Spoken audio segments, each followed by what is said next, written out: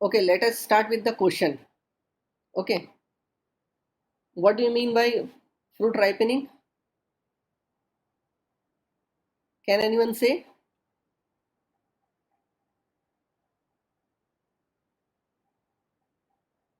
How will you identify whether fruit is ripened or not?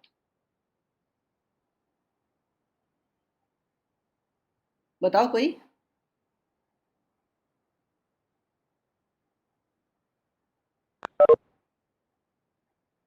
Ethylene is more in fruits and the flavor and texture and structure is change. अच्छा ठीक है, चलो ethylene की बात की हो तो इथिलीन बहुत बाद में आती है. First you go to the orchard, है ना, and you want to have ripen fruit. तो फर्स्ट इंस्टेंस में क्या देखोगे, whether colour has been changed और नॉट, है ना. पहले बार में तो यही लगेगा कि कलर चेंज है या नहीं, ये देखोगे, है ना. कलर के बाद आप देखोगे फ्रूट सॉफ्ट हुआ है या नहीं, है ना, ये चीज़ें हैं. उसके बाद फिर उसमें खुशबू डेवलप हुई या नहीं, अंदर सीड बना है या नहीं, मतलब जब काट के देखोगे आप उसको. तो राइपनिंग चेंजेस जो है, ripening is a complex process. ठीक है, ripening is a complex process which involve several activities and several events. Okay, now you see, ripening is a genetically programmed phase. Okay, it is genetically programmed, like uh, changes in color, changes in texture, changes in flavors, changes in taste, changes in shape. All this comes to ripening changes. Okay, now you see, if we talk about the definition. Okay, if we talk about the definition, so what is fruit ripening? Fruit ripening is a genetically programmed phase in which several enzymatic activities uh, offer different changes in fruits, including textures, including flavor development, including taste development. Okay. Acha, one more thing. Whenever we talk about the flavor, okay, flavor includes both, means smell and taste दोनों. ऐसा नहीं कि जब हम कोई spray लेने जाते हैं तो हम ये नहीं बोलते हैं कि कौन सा फ्लेवर का स्प्रे है, क्योंकि हम उसको खाते नहीं है. तो flavour is related with the eating quality, है ना. अगर हम या तो फ्रेग्रेंस अलग बोलो और टेस्ट अलग बोलो, या फिर सिंगल दोनों के लिए एक वर्ड बोलो, flavour. Flavour means taste and smell both. Okay, तो इसमें different processes take place during ripening. Okay, some might be catabolic, some might be anabolic. What does it mean, catabolic? Catabolic means what?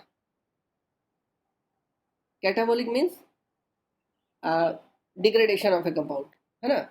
So catabolic means, just see, color changes means first one is chlorophyll degradation. So ripening is related with the chlorophyll degradation, means catabolic action is there. Anabolic process, anabolic means synthesis of carotenoid, say for example in mango. Okay, तो mango में, then mango में क्या होगा आपका, carotenoid development होगा, तो anabolic process है. अगर हम सिंपल लेमैन लैंग्वेज में बात करें कि what are the different changes in fruit during ripening, तो फर्स्ट वन इज स्वीटनेस बढ़ती है. स्वीटनेस कहाँ से आती है? Due to photosynthesis, starch accumulation is there, and during the process of ripening it converts to sugar.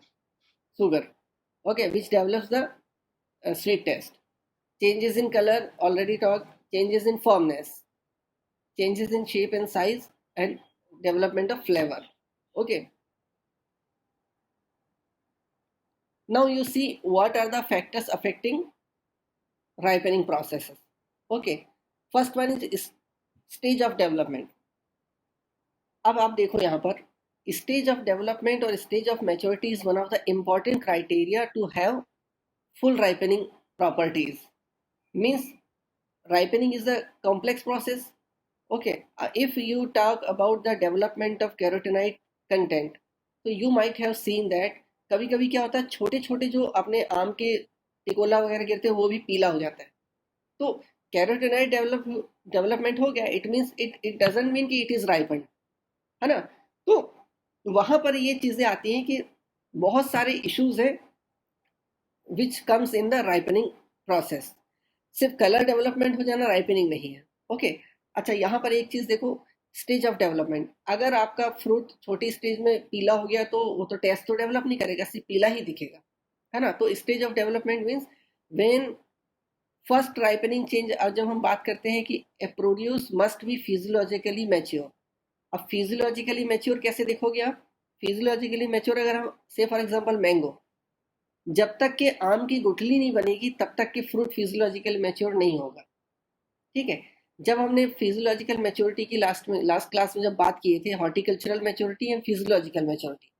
Physiological maturity में हमने एक बहुत इंपॉर्टेंट चीज पढ़े थे कि seed can germinate. Seed can germinate means what? Seed must be matured. तो जब तक आपका आम की गुठली नहीं बनेगी तब तक आम अच्छे से पकेगा नहीं। अगर पूरे क्वालिटी, अगर आपको फ्लेवर लेना है, टेस्ट लेना है, टेक्सचर लेना है, वैसे फील लेना है पके फ्रूट की, तो it will B only after the development of seed. अगर आपकी कच्चा अगर आपका सीड है, उसमें जाली वगैरह नहीं बनी, उसके बाद अगर आपका फ्रूट आपने इथिलीन दे के पका दिए हो तो टेस्ट आपका डेवलप नहीं होगा। ठीक है, तो stage of development plays an important role. Moisture content important है, peel thickness very important, type of tissue हम इसमें डिटेल में आगे पढ़ेंगे। ठीक है, ट्रांसपिरेशन, रेस्पिरेशन, ये सब आपका अफेक्ट करता है। एक्सटर्नल फैक्टर की बात करें, टेम्परेचर है, higher the temperature higher the metabolic activities and progression in ripening will be increased. Okay, इसी तरीके से आपका रेडिएशन की बात करें। अच्छा, रेडिएशन कैसे अफेक्ट करता है? जहां जहां पर आउटर पेरीफेरी में अगर आपके मैंगो के फ्रूट लगे हुए, दैट फ्रूट, और गुआवा लगा हुआ है सपोज, तो आप देखोगे कि जो बाहर के फ्रूट्स है that changes their colour. Means वो अगर अगर अंदर का फ्रूट, अंदर साइड में जो अंदर पेरीफेरी में जो फ्रूट्स लगे हुए हैं, अगर वो डार्कर कलर के हैं तो जो पेरीफेरी बाहर में जो लगा हुआ है वो देखना थोड़ा सा लाइट कलर का होता है, due to effect of light and radiation. कि डायरेक्ट अगर लाइट पड़ता है तो उसमें आपका क्लोरोफिल थोड़ा सा फेड हो जाता है, डिग्रेडेशन हो जाता है। ठीक है, CO2 O2 कंसंट्रेशन हम आगे बढ़ते हैं इसको। ठीक है, every fruit has its particular maturity stage. ठीक है, हम बनाना की बात करते हैं। बनाना की मैच्योरिटी इंडाइसिस क्या है? बनाना की मैच्योरिटी इंडाइसिस हम बोलते हैं lighter in colour first and, Angularity. हाँ exactly, disappearance of the angularity, है ना, सबसे इंपॉर्टेंट चीज है। तो डिसअपियरेंस ऑफ द एंगुलरिटी जब आपका आता है तो इसकी 7 स्टेजेस हैं डिफरेंट। ठीक है, मतलब इट डिपेंड्स कि आपका फ्रूट को at what stage you should harvest, ताकि एंड द अल्टीमेट पर्पस क्या है आपका। क्या आप इसको डिस्टेंस मार्केट में ले जा रहे हैं, या आप इसको डायरेक्ट तुरंत कंजम्पशन करने के लिए यूज़ कर रहे हैं, या लोकल मार्केट में ले जा रहे हैं। तो डिफरेंट स्टेजेस उस हिसाब से डिफाइंड है कि आपको, जैसे टोमेटो का देखो, या आपका इसका देखो, संतरे का देखो, इधर जो इस फोटो बनी है इधर देखो, ये आपका, ये दो दो स्टेज, ये फर्म भी है और अच्छा कलर भी आ गया, लेकिन ये ओवर राइप है।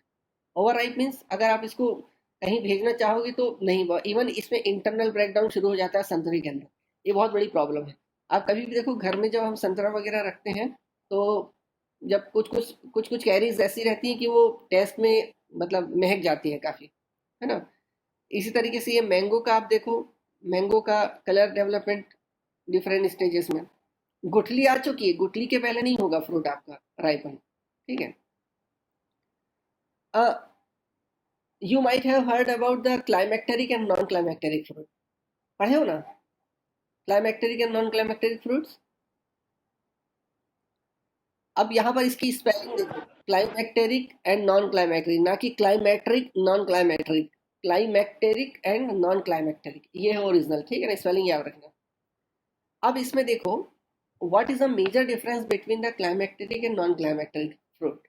अगर हम, if we talk about the layman language, in layman language the fruits that can be ripened after harvest are climacteric fruits, and the fruits which cannot ripen after harvest are non climacteric fruit। Simple, जो fruit पक सकता है climacteric fruit है, जो नहीं पक सकता वो नॉन क्लाइमेक्टेरिक फ्रूट है। ये एक आपका सीधा सीधा लेमन लैंग्वेज में। लेकिन अब अगर आप साइंटिफिकली बात करते हो कि how they are defined, okay, so climacteric fruit and non-climacteric fruits are defined on the basis of respiration rate, first thing, and second one is on the basis of ethylene। ठीक है, ethylene. अब ethylene में आपका दो चीजें बहुत important है। First is the production of ethylene and second one is response to exogenous ethylene. मतलब अगर आप बाहर से कोई इथिलीन उसको दे रहे हो एक्सोजीनस, तो वो उसका रिस्पॉन्स कैसा है। ठीक है, दो चीज आता है। अब यहाँ पर देखो, ये वाला देखो रेस्पिरेशन रेट, है ना। रेस्पिरेशन रेट देखो आपका, ये फ्रूट सेट के टाइम में, मतलब जब सेल डिवीजन होता है आपका, तो रेस्पिरेशन में नो डिफरेंस। यहाँ से आपका रेस्पिरेशन जब फ्रूट की ग्रोथ होती है, एक्टिव ग्रोथ कंडीशन में जब रहता है फ्रूट, तो इस कंडीशन में क्या हायर रेस्पिरेशन रेट होती है, क्योंकि एनर्जी की बहुत ज़्यादा ज़रूरत पड़ती है ना, और आपको कार्बन सोर्सेज की भी बहुत ज़्यादा ज़रूरत पड़ती है। तो अब यहाँ से आपने जब रेस्पिरेशन रेट की बात करते हो, ठीक है, तो रेस्पिरेशन रेट देखो at the time of fruit set it is higher, and now it is down regulating during the cell enlargement and maturation process. अब ये डॉटेड लाइन को देखो जो नॉन क्लाइमेक्टेरिक फ्रूट की है, यहाँ तक आप देखो सीधा सीधा जाके रेस्पिरेशन आपका एक स्टेडी हो गया। यहाँ से स्टेडी होने के बाद इन द निगेटिव डायरेक्शन, और आपका यहाँ पर आके ये जब फ्रूट सेनेसेंस होगा तो जीरो हो जाएगी रेस्पिरेशन रेट, मतलब फ्रूट आपका मर जाएगा। यहाँ पर देखो एक कंडीशन आपकी आती है रेस्पिरेशन, ये वाला देखो जो कंप्लीट लाइन है, ये है क्लाइमेक्टेरिक फ्रूट की। जब ये क्लाइमेक्टेरिक फ्रूट की आ रही है यहाँ से यहाँ, ये मेजर चेंज कहाँ आएगा, मेजर चेंज आपका आएगा इस पर राइपनिंग के दौरान, जब राइपनिंग प्रोसेस स्टार्ट होगी या राइपनिंग स्टार्ट हो चुकी है, डिपेंड्स ऑन द फ्रूट। तो it might be coinciding with the ripening process और बिफोर और जस्ट आफ्टर राइपनिंग। ओके, तो ये रेस्पिरेशन रेट देखो यहाँ से आके यहाँ से अचानक अपसर्ज आई, इसको अपसर्ज भी बोलते हैं, हाइक भी बोलते हैं, पीक भी बोलते हैं, है ना। तो इसको टेक्निकली हम लोग बोलते हैं रेस्पिरेशन को रेस्पिरेटरी पीक या क्लाइमेक्टेरिक पीक। ओके, ये अगर कभी कभी शॉर्ट नोट में आ जाता है तो ये ग्राफ बना के आप इसको मेंशन कर सकते हो कि what do you mean by respiratory peak, है ना। तो ये respiratory peak means the sudden upsurge in respiration rate in climacteric fruit coinciding with the ripening, that is climacteric peak. Okay, this character is not visible in non climacteric fruit. First thing. अब देखो यहाँ पर आप respiration की बात हो गई। अच्छा, इसमें एक और चीज समझ में आ रही है कि अगर हम वॉल्यूम ऑफ CO2 इवॉल्व की बात करें, तो जब क्योंकि यहाँ पर अपसर्ज आ रहा है आपका, तो यहाँ पर आप climacteric fruit, you can say the climacteric fruit produces higher carbon dioxide as compare to non climacteric fruit. ठीक है, क्योंकि आपका यहाँ पर अचानक वॉल्यूम बढ़ जा रहा है, तो आप यहाँ से बिल्कुल फ्रूट सेट से लेकर एंड तक के देखें तो you can easily understand. Second thing, ethylene production means every part of the plant produces ethylene, including leaves, including fruits, including flowers, including stem, everything, कोई भी पार्ट होगा, जो भी लिविंग मटेरियल होगा, that releases the ethylene. Ethylene is a plant hormone, you know, and it is also known as ripening hormone as well. So, right, if we talk about the ethylene production, you see ethylene production is steady up to the maturation process in irrespective of the climacteric fruit and non-climacteric fruit. This one same जा रहा है। अब यहाँ पर देखो, when you observe the hike in respiration rate at the time of ripening, at the same time you see the hike in ethylene production as well. Means this respiration hike and ethylene production coincide with ripening, means ethylene production is quite higher in case of climacteric fruit as compared to non-climacteric, while there is no hike or upsurge in case of ethylene production in case of non-climacteric fruit. Okay, there is no hike at all. अब यहाँ पर एक बहुत important बात है कि एक तो हो गया on the basis of respiration rate, first thing ज़्यादा प्रोड्यूस करता है, एक कम प्रोड्यूस करता है, मतलब CO2 की बात करें। सेकेंड थिंग, रेस्पिरेशन की हाइक नहीं आती है इसमें, क्लाइमेक्टेरिक नॉन क्लाइमेक्टेरिक फ्रूट में, क्लाइमेक्टेरिक फ्रूट में हाइक आती है या पीक आती है। सिमिलरली इथिलीन प्रोडक्शन की बात करें तो climacteric fruit produces higher ethylene as compare to non climacteric fruit. And दूसरा पॉइंट है प्रोडक्शन में कि इसमें एक आपका इथिलीन की हाइक आती है जो नॉन क्लाइमेक्टेरिक में नहीं आती है। अब यहाँ पर देखो एक बहुत इंपॉर्टेंट चीज़ है, दूसरा पॉइंट मैंने बताया था कि रिस्पॉन्स टू एक्सोजीनस इथिलीन, मतलब जब आप आर्टिफिशियली राइपनिंग कर रहे हो फ्रूट की, तो उस कंडीशन में आपका क्या होगा। क्लाइमेक्टेरिक फ्रूट की एक बहुत अच्छी खासियत ये है ना, जैसे मैंगो हो गया या बनाना हो गया, ripening is an irreversible process, आप इसको रिवर्स नहीं कर सकते हो, ठीक है। एक पॉइंट। दूसरा पॉइंट ये है कि अगर आप कोई एक्सोजीनस इथिलीन यहाँ पर देते हो, यहाँ पर आपने डाल दिया, मान लो यहाँ से आपने ये वाली स्टेज पे डाल दिया, तो जैसे ही आप इथिलीन यहाँ पर डाल लोगे तो ये वाली जो हाइक यहाँ आना है ना, ये हाइक आपकी इधर आ जाएगी, ये वाली कंडीशन, है ना। एक बात यहाँ पर होगी, अगर आप इथिलीन का एक्सोजीनस स्प्रे यहाँ करते हो, ये हाइक आ चुकी है, यहाँ पर करते हो तो it will be having no effect. No effect मतलब क्लाइमेक्ट्रिक फ्रूट में पूरे लाइफ साइकिल में सिर्फ एक ही बार हाइक आएगी, या तो नेचुरली आएगी या आप हाइक आने से पहले कोई आप आर्टिफिशियल एथिलीन दे दो तब हाइक आ जाएगी, बस लाइफ टाइम में एक ही बार आएगी, ठीक है। ये मेजर डिफरेंस है आपका रिस्पॉन्स में। दूसरी बात, अगर नॉन क्लाइमेक्टेरिक फ्रूट की बात करें तो अगर नॉन क्लाइमेक्टेरिक फ्रूट यहाँ है, मान लो ये इथिलीन प्रोडक्शन की रेट है, आपने यहाँ पर इथिलीन दे दिए, तो जब तक कि इथिलीन का एक्सपोजर है तो ये हल्का सा बढ़ जाएगा। जैसे ही आप यहाँ से इथिलीन को हटाओगे, हटाने के बाद फिर वापस वो अपनी जगह पे आ जाएगा। फिर थोड़ी दूर आगे आप फिर उसको इथिलीन का एक्सोजीनस इथिलीन दोगे, फिर यहाँ पर आपका हाइक आ जाएगी, जैसे ही हटाओगे वैसे ही हट जाएगी। मतलब number off peak can be increased in case of non climactic fruit, provided if you are giving the exogenous application of ethylene, ठीक है। ये दो चीज, इसमें पूछो कोई कंफ्यूजन हो तो ये बहुत इंपॉर्टेंट है, इसमें कोई कंफ्यूजन हो तो पूछो।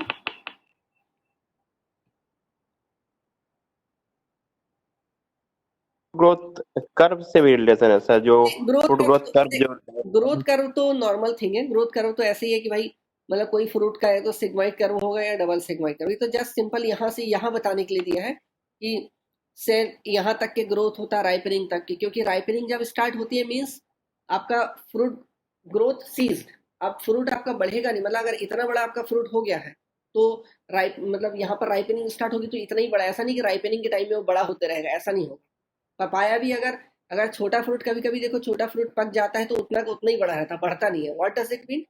Means the growth of the fruit has been ceased, now ripening process start, इसलिए ये स्टेडी ग्रो, मतलब माइन्यूटली थोड़ा बहुत चेंजेस आ सकता है ड्यू टू एक्सपेंशन और कोई दूसरी वजह से, otherwise shape will not change, है ना। ये चीज़ है, बाकी मेन चीज़ है आपका respiration rate and ethylene production, ये बहुत इंपॉर्टेंट है, ठीक है।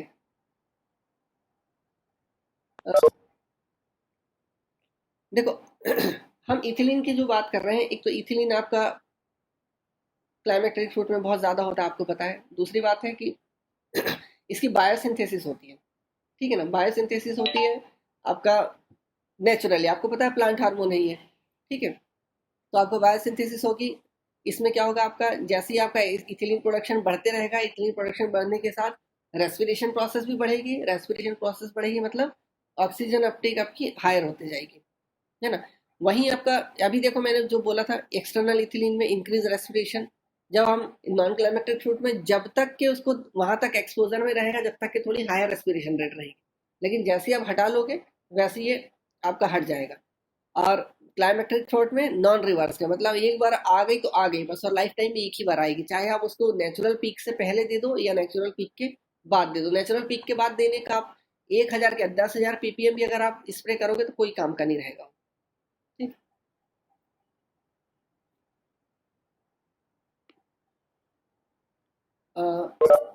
ये आपका एक पाथवे है कि इथिलीन बायोसिंथेसिस कैसे होती है, ठीक है।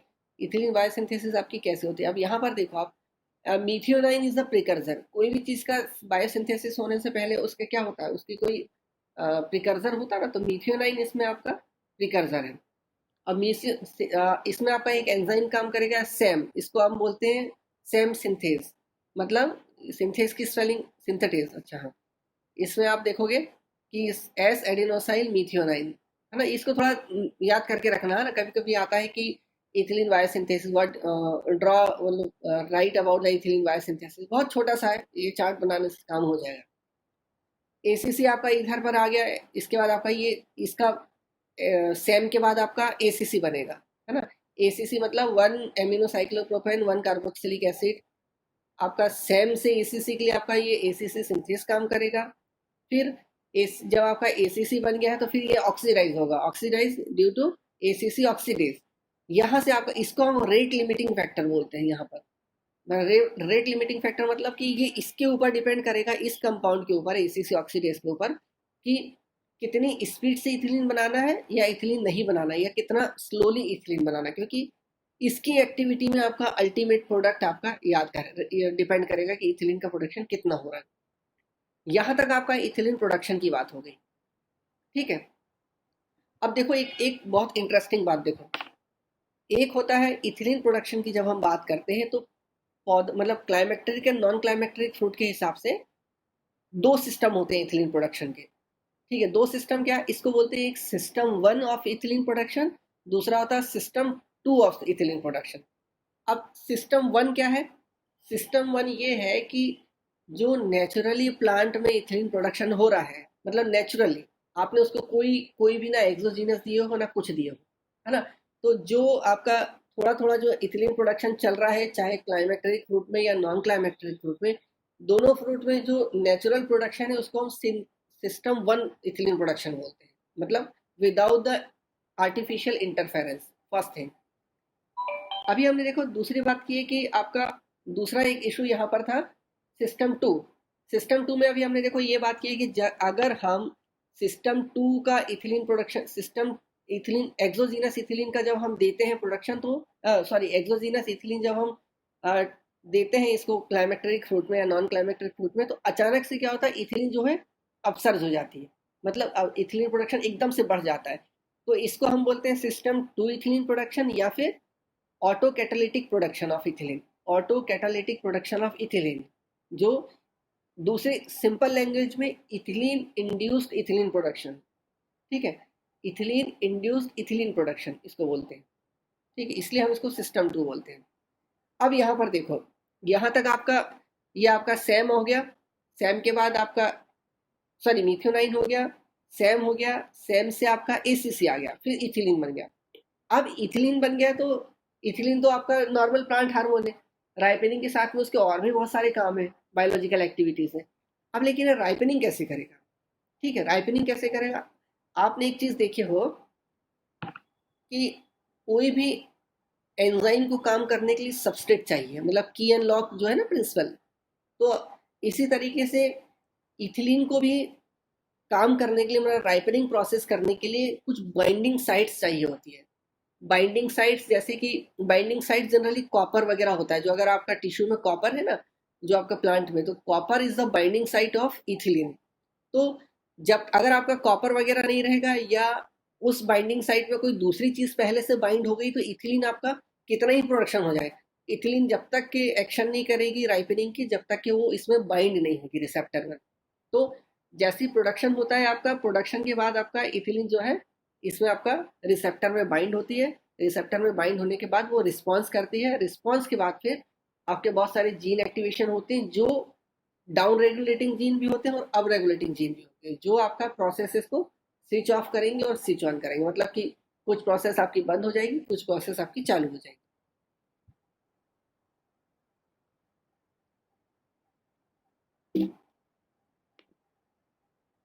और यहाँ से एक एग्जांपल दिया हुआ है कि राइपनिंग चेंजेस कैसे होती है। कौन सा फ्रूट है, कौन सा फ्रूट है ये? सर ड्रैगन फ्रूट लग रहा है। ड्रैगन फ्रूट है। हाँ ड्रैगन फ्रूट ही है, ठीक है। अब देखो इसमें हम सिंपल सी बात कर रहे हैं कि हमने बोले थे ये वाले फ्रूट्स को देखो, यहाँ पर अर्ली स्टेज में देखो कि आपका ये फ्रूट छोटा है, यहाँ से कलर डेवलपमेंट होना शुरू हुआ, ठीक है, क्योंकि फ्रूट ने फोटोसिंथेसिस के दौरान आपका क्या स्टार्च एक्यूमुलेशन किया था, स्टार्च से कार्बोहाइड्रेट बना, कार्बोहाइड्रेट से शुगर बना। अब स्टार्च एक्यूमुलेशन किया तो हमने हम जब मैच्योरिटी की बात कर रहे थे, तो मैच्योरिटी के टाइम में हम लोग ने पढ़े थे कि स्टार्च आयोडीन टेस्ट होता है ना। स्टार्च आयोडीन टेस्ट मतलब खास करके एप्पल वगैरह में करते हैं, जिसमें यह होता है कि आपका जब फ्रूट को कट करते हैं, आप आयोडीन का 1% का सोल्यूशन बनाते हैं और वो आयोडीन को आप सोल्यूशन को उसके ऊपर स्प्रेड करते हो, जैसे कि ये फ्रूट में स्प्रेड किया है। तो अगर स्टार्च होगा तो वो मतलब आपका फ्रूट जो है वो सरफेस जो है ये ब्लू हो जाएगी, ठीक है। इसका मतलब ये है कि आपका यहाँ पर अभी काफी स्टार्च है, मतलब फ्रूट आपका कच्चा है, ये भी कच्चा है, ये देखो ये भी कच्चा है, यहाँ से देखो थोड़ा सा ये लाल होना शुरू हो गया, मतलब, और कालापन भी इसका देखो क्या है, नहीं दिख रहा है। मतलब ये है कि आपका जो स्टार्च है that is converting to sugar. ठीक है, sugar will not react with the iodine solution. तो ये इसका सिंपल सा ये दिखाने का ये था। ठीक है, आयोडीन सॉल्यूशन होती है। देखो अब ये टीएसएस को देखोगे आप यहाँ से, देखो टीएसएस है आपका 4.5, मतलब टोटल सॉल्युबल सॉलिड्स, है ना। जनरली अगर फ्रूट के केस में हम टोटल सॉल्युबल सॉलिड में ज्यादा सॉल्युबल सॉलिड्स होती है शुगर्स, है ना। तो आप यहाँ पर देखो 4.5 धीरे धीरे यहाँ पर देखो ये बढ़ते जा रहा है, यहाँ तक 15 तक क्या आ गया, मतलब मैक्सिमम 15 गया है 41 डेज में। ठीक है, मतलब यहाँ पर सबसे ज्यादा आपका जो शुगर है वो डिग्रेड हो गई। ये 50 नहीं, यहाँ पर 15 15, है ना। उसके बाद एसिडिटी, आगे बढ़ते हैं, एसिडिटी क्या होता है। फर्मनेस देखो, जैसे जैसे फ्रूट पकेगा आपका, ये न्यूटन में इसका फर्मनेस है, मतलब कितना फ्रूट में कितनी स्ट्रेंथ है वो है, ये कम होते जा रही है। रेस्पिरेशन की बात ऑलरेडी कर ली है, रेस्पिरेशन में बहुत ज़्यादा कुछ है नहीं। ऑक्सीडेटिव डिग्रेडेशन ऑफ आपका मैक्रोमोलिक्यूल्स इनटू सिंपलर मॉलिक्यूल्स है, एंड प्रोडक्शन ऑफ एनर्जी, है ना। मींस कार्बन स्केलेटन बनाने के लिए आपका प्रोटीन फैट ये सब जनरेट होते हैं, है ना। फिर यही है कि फ्रक्टोज आपका साइटोप्लाज्म में वैक्यूल से साइटोप्लाज्म में जाता है ना। और जैसे जैसे आपका राइपनिंग की प्रोसेस होती जाती है, क्योंकि आपने देखी हो कि फ्रूट जब सेटिंग के टाइम में क्या था, उसको तो सर्वाइव करना है, सर्वाइव करना है, और उसको ग्रोथ भी करना है। तो ग्रोथ करने के लिए मेटाबॉलिक एक्टिविटीज तो चलेगी ज़्यादा, है ना, इसलिए रेस्पिरेशन ज़्यादा होगा। तो जैसे जैसे आपका fruit tends to prolong its duration, means your fruit will be requiring less CO2 for respiration, oxygen, sorry, oxygen for respiration. uh, एक देखो बहुत इंपॉर्टेंट चीज आती है कि फ्रूट एब्सिशन। फ्रूट एब्सिशन मतलब क्या हुआ कि आपका जो फ्रूट है वो आसानी से तोड़ा जा सकता है, मतलब इन द कनेक्शन ऑफ, ये फ्रूट लगा हुआ आपका और ये यहाँ से stem, in the connection of this point abscission layer will be form, है ना। तो एब्सिशन लेयर क्या होता है, पेडिसल के एंड पे आती है, जिससे आप आसानी से फ्रूट को तोड़ सकते हो। अच्छा, यहाँ पर एक चीज देखो, एक आपने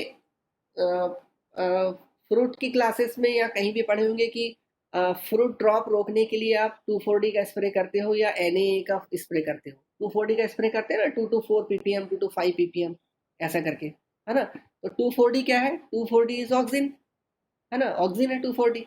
तो आपका ये क्या करता है, अगर आपको फ्रूट ड्रॉप रोकना है तो ऑक्सिन कैसे काम करता है, यहाँ पर दो चीजें देखो। अगर आपका फ्रूट छोटे साइज का है, छोटे साइज का मतलब जब तक कि आपका एब्सिशन लेयर फॉर्मेशन नहीं हुआ है तब, और दूसरा एक आपका बड़ा फ्रूट है जिसमें एब्सिशन लेयर फॉर्म हो गया है, तो जब आप 2,4-D का स्प्रे 2 to 4 या 2 to 5 ppm जब करोगे तो वो तब बेनिफिशियल होगा जब आपका एब्सिशन लेयर फॉर्मेशन नहीं हुआ है।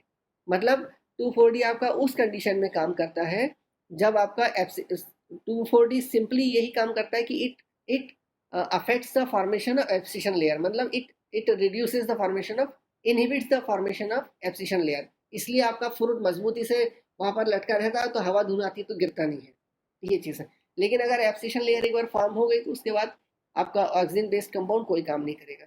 ये थोड़ा सा दिया हुआ है इसमें, फ्रूट एब्सिशन वगैरह आपका कैसे काम करता है, ये सेपरेशन जोन, फिर सिग्नलिंग, फिर एंजाइम, उसमें फिर वही है कि मेटाबॉलिक एक्टिविटीज के कारण एंजाइम्स भी एक्टिवेट होंगे, फिर वही है पैक्टिनेस काम करेगा। अभी हम टेक्सल लॉस में पढ़ते हैं पैक्टिनेस के बारे में, सेल वाला आपका लूज हो जाएगा, उसके बाद आपका फ्रूट ड्रॉप स्टार्ट हो जाएगा।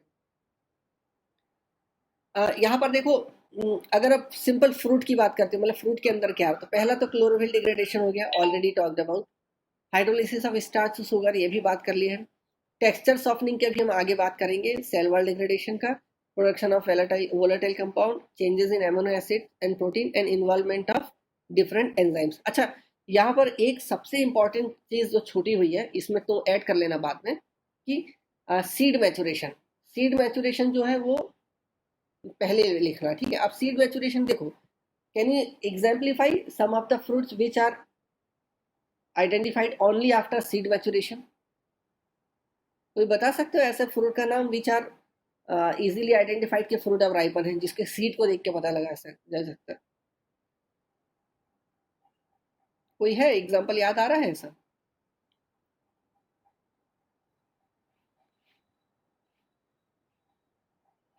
बताओ श्रेया। सर शरीफा। हाँ सर शरीफा। हाँ शरीफा जो इस फिगर में है ना सर। नहीं, ये तो स्ट्रॉबेरी है। इट इज नॉट शरीफा। नहीं सर शरीफा शरीफा। हाँ शरीफा तो है, शरीफा ठीक बोल रहे हो, इंग्लिश। सही सही बोल रहे हो। और देखो आसान एग्जांपल बताता हूँ मैं। पपैया, और सर। पपीता पपीता। पपीता जब हम कच्चा, यस सर। है ना, जब हम पपीते को कच्चा काटते हैं तो कैसा व्हाइट सीड रहता है ना। और थोड़ा सा जब अनराइप होता है तो वो क्या थोड़ा सा ब्राउनिश कलर का होता है, देखे होंगे। और जब पूरा राइप हो जाता है, जब एकदम येलो हो जाता है अंदर से, तब कैसा निकलता है सीड? ब्लैक निकलता है ना। मतलब आपका सीड जो है वो इट इज गेटिंग मैच्योर्ड। दूसरा एग्जांपल है आपका एप्पल। एप्पल का भी सीड फर्स्ट वाइट होता है, जैसे जैसे ड्यूरिंग द राइपनिंग, जब राइपनिंग का प्रोग्रेशन होता है, at that time fruits turns to black और डार्क ब्राउनिश। ठीक है। उसी तरीके से आंवले में भी आपका, आंवले में व्हाइटिश सीड होता है, ग्रीनिश व्हाइटिश। जैसे जैसे जाता है आपका वो ब्लैकिश में चेंज होता है, ब्राउनिश ब्लैक में। अच्छा एक बात बताओ, आंवले में कितने सीड होते हैं? आंवले में कितने सीड होते हैं?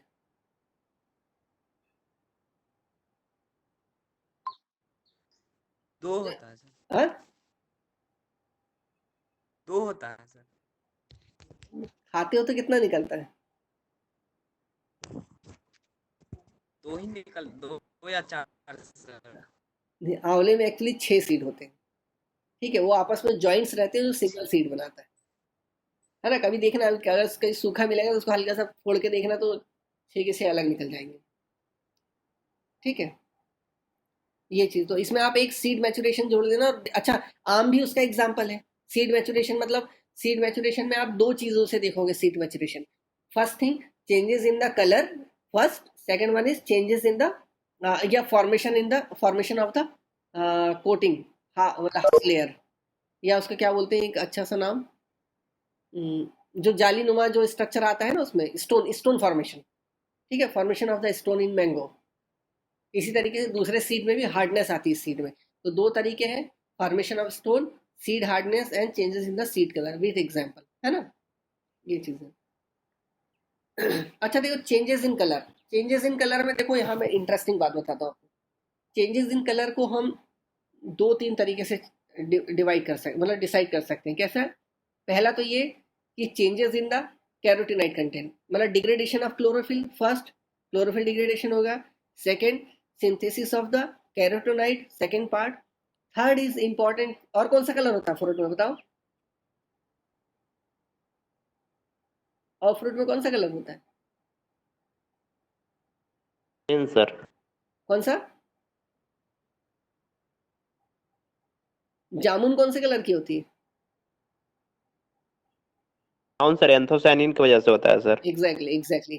तो आपका यहाँ पर दो तीन कलर आ गए। क्या आ गया? पहले तो कैरोटीनाइड आ गया, पहला क्लोरोफिल हो गया, सेकंड कैरोटीनाइड हो गया, है ना। थर्ड हो गया आपका एंथोसाइनिन, है ना। अब देखो, एंथोसाइनिन डिग्रेडेशन में एक अच्छी बात देखो, there are two types of fruits which which develop the anthocyanin color content on the peel itself, only। जैसे कि एप्पल सिर्फ पील में होता, अंदर नहीं होता। ठीक है।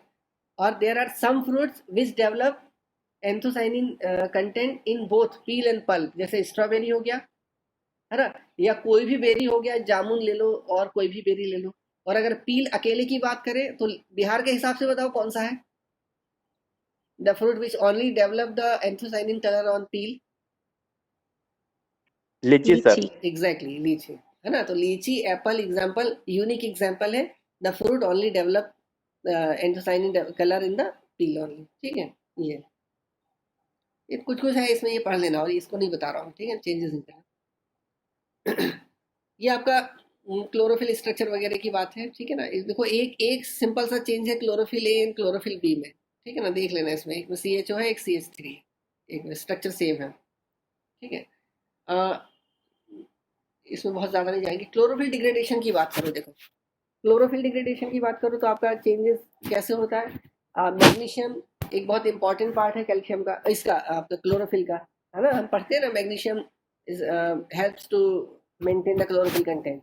तो आपका जैसे यहाँ से मैग्नीशियम हटेगा फियोफाइटिन बनेगा, मतलब डार्क ग्रीन कलर आपका ऑलिव ग्रीन जैसे मैंगो में आता है या बनाना में आता है, पहले डार्क ग्रीन होता है, बाद में जैसे जैसे राइपनिंग के टूवर्ड्स राइपनिंग जाता है वहाँ से आपका ऑलिव ग्रीन या लाइट ग्रीन कलर का होता है।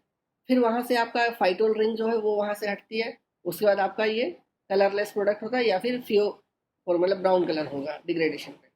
उसी तरीके से आपका, अच्छा यहाँ पर एक इम्पॉर्टेंट बात देखो, प्रोसेसिंग से रिलेटेड बता रहा हूँ, ठीक है। हम अक्सर बोलते हैं कि टोमेटो जो फ्रूट है, टोमेटो फ्रूट हम जब प्रोसेसिंग के लिए लेते हैं तो there should not be a single part of chlorophyll, मतलब हरा कोई भी पूरा जितना भी टोमेटो का ग्रीन पार्ट है वो हटा दो।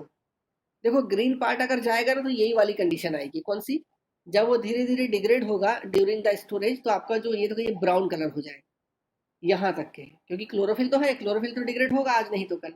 उस कंडीशन में आपका ये जो फियोफोरवाइट है ना, फोरवाइट, ये जो आएगा आपका, ये आपका प्रोडक्ट को लाल से ब्राउन करने में हेल्प करेगा, और फिर एक्सट्रीम कंडीशन में ये और भी खराब करेगा प्रोडक्ट को। दूसरा सिम्टम यहाँ पर क्लोरोफिल डिग्रेडेशन का आता है कि डायरेक्ट एंजाइम काम करता है, क्लोरोफाइलस एक ये बनेगा, उसके बाद फिर ये वाला बनेगा, फिर इसमें भी आपका मैग्नीशियम यहाँ से निकलेगा, ठीक है।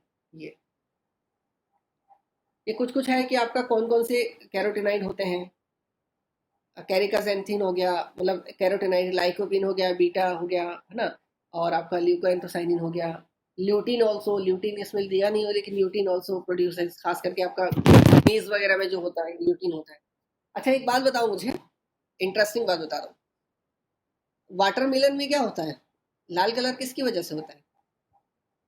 क्योंकि लाइकोपिन भी लाल होता है, एंथोसाइनिन भी लाल होता है। बताओ, कोई पूछ सकता है ना आपसे? लाइकोपिन होता है। और टमाटर में? टमाटर में लाइकोपिन। अच्छा सर एंथोसाइनिन। अच्छा अच्छा बताओ आप कैसे पहचानोगे कि एंथोसाइनिन है कि लाइकोपिन है, बिना बिना बायोकेमिकल टेस्ट के? छोटा सा लॉजिक बताता हूँ, क्योंकि दोनों लाल है ना। इससे पहले एक चीज समझो, जो हम राइपनिंग की बात कर रहे हैं ना, क्योंकि ये स्लाइड में नहीं है, मेरे को अचानक याद आ गया, इसमें ये देखो राइपनिंग जो हम पैटर्न की बात करते हैं ना, राइपनिंग पैटर्न दो तरीके से होता है। एक तो ये कि आउटसाइड टू इनसाइड, मतलब आपका पील के तरफ से फ्रूट पकना होगा, पील के तरफ से पकते पकते हुए अंदर आएगा पहला, जैसे कि अंगूर के केस में, है ना, या केले के केस में। इनमें राइपनिंग होती है बाहर से अंदर की तरफ आती है राइपनिंग, मतलब पहले बाहर का पोर्शन पकेगा फिर अंदर का पोर्शन पकेगा। दूसरी बात देखो, इनसाइड टू आउटसाइड राइपनिंग, मतलब पहले आपका अंदर में राइपनिंग स्टार्ट होगी और धीरे धीरे करके वो बाहर जाएगी, जैसे कि आम की, कभी कभी देखो गुठली के पास का खाते हो तो कैसा लगता है, मीठा लगता है ज़्यादा, वहां से आपका ऊपर का फ्रूट हार्ड है, अंदर पकना शुरू हो गया। तो मैंगो के केस में और आपका टमाटर के केस में, टोमेटो में भी इनसाइड टू आउटसाइड राइपनिंग होती है। अब देखो, अगर आपका टोमेटो पूरा का पूरा हरा है या हल्का सा आपको कहीं से लाल कलर का टिंज दिख रहा है, जब आप फ्रूट को काट के देखोगे ना, जब आप काट के देखोगे तो उस कंडीशन में देखोगे क्या कि अंदर आपका पूरा कलर जो है डेवलप हो गया है लाल, बाहर बाद में आया, मतलब इनसाइड टू आउटसाइड जा रही। अब कैसे पहचानोगे कि ये एंथोसाइनिन है कि लाइकोपिन? देखो एंथोसाइनिन जो कंटेंट है, it requires light to develop. Anthocyanin content जब तक के डेवलप नहीं होंगे, जब तक के इनफ लाइट नहीं मिलेगा, समझे ना। देखो एग्जांपल, एप्पल और ट्रॉपिकल टेम्परेट क्रॉप्स में प्रूनिंग एक बहुत इंपॉर्टेंट कल्चरल एस्पेक्ट है, ठीक है। तो हम एप्पल की प्रूनिंग करते हैं, ये जितने भी फ्रूट, अगर प्रूनिंग करने का मेन मकसद क्या होता है, एक तो एयरेशन, दूसरा एक इंपॉर्टेंट होता है पेनिट्रेशन ऑफ लाइट। तो अगर जो जो फ्रूट इनसाइड में लगे हैं जहां पर लाइट नहीं मिल रहा है, तो वो फ्रूट में क्या है ना, वो कलर अच्छे से नहीं डेवलप करेंगे, या करेंगे तो ऐसा पेचेस पेचेस टाइप का करेंगे। और जो फ्रूट आपका चारों कोने में, मतलब चारों पेरीफेरी में लगा हुआ है, जहां पर लाइट इनफ मिल रहा है, वहां पर आपका बहुत अच्छा फ्रूट डेवलप करेगा कलर, ठीक है। मतलब anthocyanin content development depends on the light duration and light intensity, दोनों चीज पर। अब देखो यहाँ पर लाइकोपिन तो टोमेटो के अंदर शुरू हुआ था, पहली चीज। दूसरा है कि लाइकोपिन आपका यहाँ से देखो, वाटरमेलन की बात करो तो वाटरमेलन के अंदर तो लाइट जाता नहीं है ना? लाइट नहीं जाता है, इसका मतलब क्या हुआ कि आपका ये लाइकोपेन है, इट इज नॉट एंथोसाइनिन। ठीक है, ये आया समझ में? रोशन समझ में आया?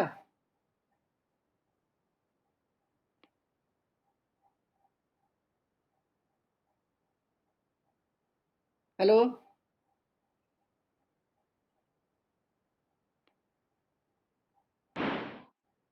आवाज आ रही मेरी? Yes, sir. हाँ ठीक है ठीक है। अब तो नहीं भूलोगे ना एंथोसाइनिन है लाइकोपेन? ये हमने बात कर ली है ऑलरेडी कि मतलब स्टार्च आपका बनता है, शुगर से कन्वर्ट होता है, ये देख लेना। ठीक है, अच्छा अब इसको जो कि स्टार्च आपका कन्वर्ट होता है शुगर्स में, तो डिफरेंट एंजाइम्स काम करेंगे और से। तो एंजाइम्स की हम बात करें तो alpha amylase is there, beta amylase is there, starch phosphorylase is there and glucosidase is there. अलग अलग मोड ऑफ एक्शन है जो आपका मैक्रोमोलिक्यूल्स को सिंपलर मॉलिक्यूल्स में आपका कन्वर्ट करते हैं, जिससे आपका स्वीटनेस बढ़ती है। यहाँ पर देखो एक इंपॉर्टेंट चीज देखो, टेक्सचर। हम टेक्सचर की कैसे बात करते हैं, टेक्सचर में क्या क्या इंपॉर्टेंट चीजें आती है? टेक्सचर में इंपॉर्टेंट चीजें आती है कि एक तो हो गया कि आपका फर्मनेस देखते हैं या क्रिस्पनेस देखते हैं, जैसे कि एप्पल में है ना, और मीलीनेस देखते हैं। मीलीनेस मतलब क्या हुआ, अगर आप एप्पल को जब बहुत दिन बाद खाते हो तो देखना भूसा भूसा जैसे लगता है अंदर, मतलब कुछ टेस्ट नहीं लगता, एकदम पाउडर पाउडर जैसे, उसको मीलीनेस बोलते हैं। जूसीनेस एक इंपॉर्टेंट फैक्टर है, ये भी टेक्सचर अफेक्ट करता है, और आपका हार्डनेस। ठीक है, हार्डीनेस कितना है, ये इस हिसाब से आप सबको मिला के आप ये टेक्सचर बनता है। टेक्सचर का आप देखो आप कैसा होता है, टेक्सचर आपका स्टार्च कंपाउंड है, स्टार्च डिग्रेड होता है आपका पैक्टिक, पैक्टिन पढ़े ना पैक्टिन, तो पैक्टिक सब्सटेंसेस के लिए एंजाइम्स काम करते हैं, पैक्टिनेज वगैरह, वो बाउंड करके मतलब कैल्शियम के साथ में साल्ट जो है कि पैक्टिन का कैल्शियम पैक्टेट के रूप में बंधा रहता है ये पैक्टिन। तो जैसे ही आपका राइपनिंग प्रोसेस होती है तो कैल्शियम जो है डिग्रेड होने लगता है, और जो पैक्टेट है वो रिलीज हो जाता है, और वो आपका उसमें पैक्टिक जो आपका पैक्टिनेज एंजाइम है काम करना शुरू करता है। उस तरीके से इसमें सॉफ्टनिंग आती है। तो ये आपका डिग्रेडेशन स्टार्च मतलब एंजाइमेटिक डिग्रेडेशन होता है। ये देखो ये सिंपल लैंग्वेज ये भी दिया हुआ है कि सेलुलोज हेमिसेलुलोज ये एंजाइम काम करते हैं आपके यहाँ पर पॉलीसेकेराइड से। ये फिर यही इसमें जो भी सेलुलेज काम करेगा, हेमिसेलुलेज काम करेगा, है ना, इस तरीके से। फिर यहाँ पर देखो ये एक आपका पहले अगर सेल वाल डिग्रेडेशन को आप बात करो, इसमें आपका डीपॉलीमराइजेशन है, मतलब चेन जो है वो छोटी होगी। फिर डीएस्टरिफिकेशन, यहाँ पर दो एंजाइम बहुत इंपॉर्टेंट आते हैं मतलब आपका डिग्रेडेशन के लिए। एक तो बोलते हैं पीजी, पीजी मतलब हुआ पॉलीगैलेक्टियूरोनेज, ये वाला पीजी बोलते हैं इसको शॉर्ट में, पॉलीगैलेक्टियूरोनेज फर्स्ट, एंड दूसरा आता है पैक्टिन मिथाइल एस्टरेज। ठीक है, तो आपका ये पहले डी मिथाइल कर देता है चेन को, पैक्टिन मिथाइल एस्टरेज, उसके बाद फिर ये अलग अलग कंडीशन में जाके आपका उसको डीपॉलीमराइज करता है और आपका फ्रूट सॉफ्ट हो जाता है। एरोमा वोलाटाइल की बात करें, एरोमा वोलाटाइल बहुत इंपॉर्टेंट पार्ट है राइपनिंग के दौरान। देखो कच्चा फ्रूट अलग महकता है, पका फ्रूट अलग महकता है। अगर आप गुआवा की बात करो तो गुआवा में क्या होता है, देखो यहाँ पर गुआवा दिया हुआ है, गुआवा नहीं दिया हुआ। अगर आप बनाना की बात करो, ठीक है, बनाना अगर कच्चा बनाना लोगे ना तो देखो ये ग्रीन बनाना लोगे तो हेक्सानल की स्मेल आती है अलग, लेकिन अगर बहुत ज़्यादा पका ले लोगे तो मतलब अगर नॉर्मली पका लोगे तो यूजिनॉल आता है उसमें कंपाउंड प्रिंसिपल, और आपका ओवर राइप लोगे तो आइसोपेंटेनॉल आता है, मतलब सड़ी हुई स्मेल आने लगती है। तो इसी तरीके से अलग अलग फ्रूट में राइपनिंग के दौरान में चेंजेस आते हैं, और तो पर्टिकुलर फ्लेवर आपका उसके लिए रिस्पॉन्सिबल होता है। ऑर्गेनिक एसिड भी इन जनरल क्या होता है, ऑर्गेनिक एसिड जो है during the ripening organic acid changes tends to decrease during, जैसे कि आम खट्टा होता है, पकते टाइम का मतलब खट्टा नहीं लगता, ज़्यादा एसिडिटी रहती है लेकिन उतनी नहीं रहती जितनी कच्चे में थी। उसी तरीके से आपका संतरा देख लो या नींबू देख लो, जैसे जैसे राइपन होगा खटास कम होती जाएगी, है ना। तो इस तरीके से आपका अच्छा ऑर्गेनिक एसिड जो होती है वो ऐसा नहीं कि कोई बहुत एक या दो ही ऑर्गेनिक, एक एक फ्रूट में हंड्रेड्स ऑफ ऑर्गेनिक एसिड्स हो सकते हैं, लेकिन उनका फेट अलग अलग होता है। प्रिंसिपली आपका साइट्रिक एसिड सीट्रस क्रॉप में होता है या नॉर्मली फ्रूट क्रॉप में होता है सीट्रस। मैलिक एसिड आपका एप्पल में होता है प्रिंसिपल एसिड, है ना। उसका टार्टरिक एसिड आपका ग्रेप्स में होता है, और आपका एक और क्या होता है ऑक्जेलिक एसिड आपका करम्बोला में होता है। तो प्रिंसिपल ऑर्गेनिक एसिड सब में अलग अलग होता है, ठीक है। तो ये tended to decrease during the ripening.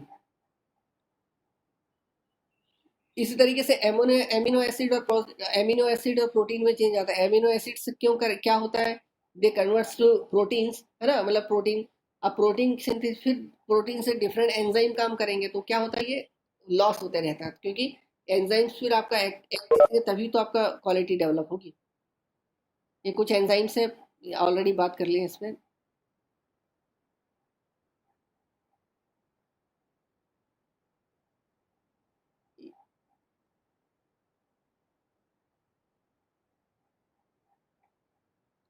ठीक है, तो आज अपन यहाँ पर इसको स्टॉप करते हैं, है ना। कल अपन रेगुलेशन ऑफ राइपनिंग पढ़ेंगे। हेलो,